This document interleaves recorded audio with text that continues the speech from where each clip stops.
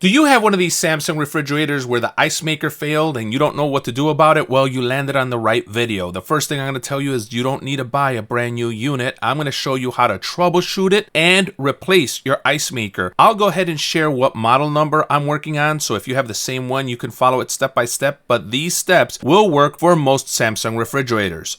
The first thing to check is to go right up to the panel and make sure that the ice isn't off. If this fixes your problem, well, you're in luck because it's an easy fix. All you have to do is walk up to the panel, make sure you hit this button to make the panel come alive, and then hit it one more time, and there you go, your ice maker's on. But for the rest of you, where your ice maker's been on and hasn't been making ice, we have to dig in deeper. The next step is to go ahead and open up the freezer. And we need to inspect the ice tray and potentially the shield that's up there that allows the ice to come straight down into the ice tray. It doesn't allow it to spill all inside the ice maker, or I should say the freezer. So we're going to go ahead and remove the ice tray and make sure nothing's frozen or impeding any of the movement. And here's the ice tray here. As you can see, there's nothing in it and nothing's impeding the movement. There is a crack there, but that crack that's there shouldn't stop the ice from being made. So now onto the ice maker. The next thing we want to do is go ahead and remove that ice shield. So this should just lift up like that. Now, if it's kind of hard for you, it may be frozen on or it may be sticking. Kind of wiggle it, fight it. What you don't want to do is you don't want to break these tabs that are up here that go into these holes. Right? Because if you break those, you're going to be in bigger trouble. So make sure you pour some hot water or wiggle them out, but don't break these tabs that are here. And here's a better look at those tabs. They're right there. You see how they're a hook like that? You don't want to break those. Be very careful not to break those. Now let's test and reset the ice maker.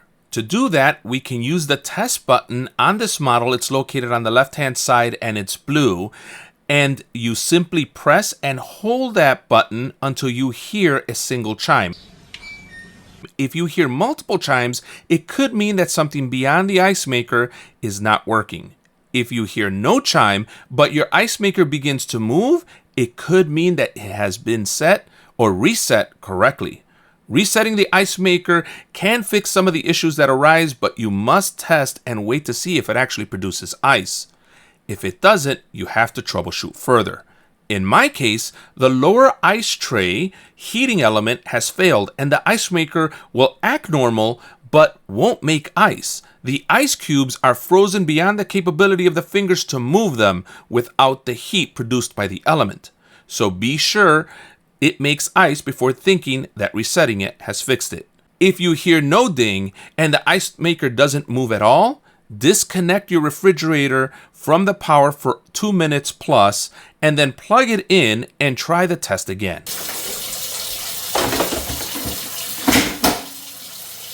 We're taking a cup of hot water, as hot as you can get it out of the sink.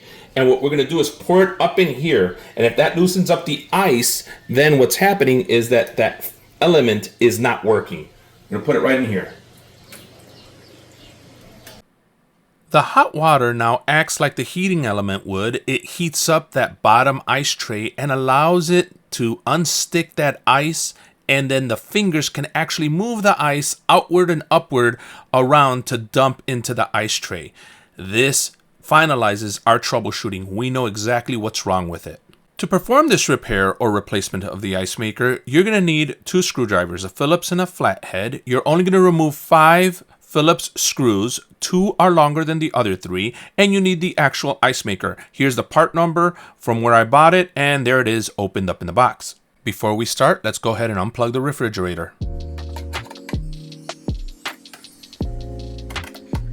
Now let's go ahead and remove the ice maker from the frame. You do this by removing the 3 screws. These are going to be the shorter screws, and all you need is a Phillips screwdriver. As I mentioned before, you can do this by hand. You don't need an impact driver or anything that's going to strip that plastic.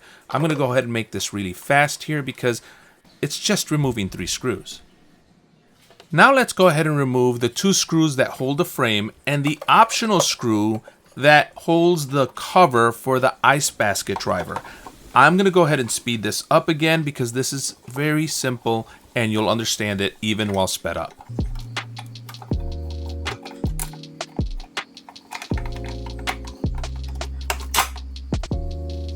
You may not need the flathead screwdriver, but you can use it to pry carefully around the frame. Remember, it's held by pressure, so you just need to get it loose enough to take it off. Don't scratch or scrape up your stuff with that screwdriver. Just take your time and carefully loosen that frame. Now with the frame loose, we can go ahead and remove the 12-pin connector from the refrigerator door. It's going to take a little wiggling. You have to press a tab and you have to pull it outward carefully and straight. Don't pull on the wires. You can pull a wire out and it doesn't matter at this point if you break the unit, but you don't want to break the pins that are inside the door. Let's go ahead and grab your brand new ice making unit and grab the 12-pin connector cable and push it through that frame that was on the door. We're going to make sure that it gets past it carefully because we don't want that tab to get caught and break off the new connector that we just got. We're going to go ahead and push that through and then connect it right to the door until we hear that satisfying click. Now let's go ahead and hang the ice maker by installing the 3 short screws on that frame piece. It's really easy, guys. Again, you don't need an impact driver or any type of power tool. Use a hand screwdriver so you don't strip that plastic.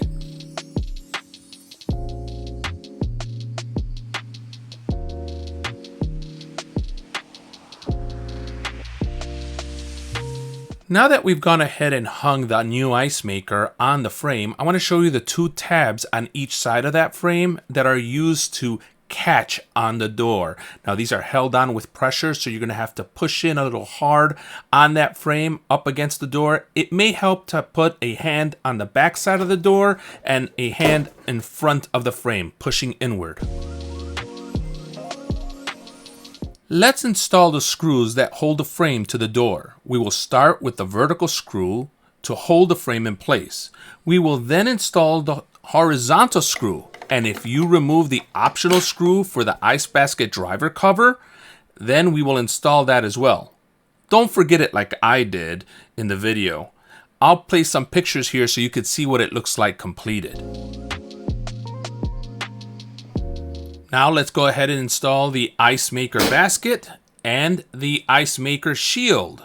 And with those installed, let's power up the refrigerator and ice maker so that we can go ahead and do some testing.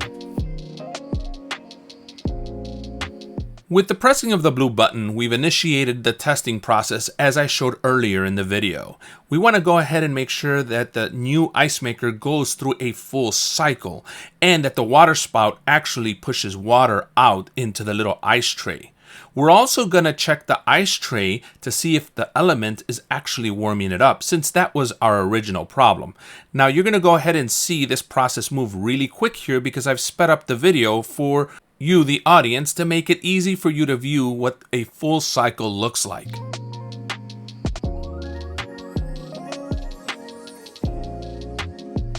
With your clean bare hands, you should be able to touch the bottom of the ice tray and you will feel the element warming it up.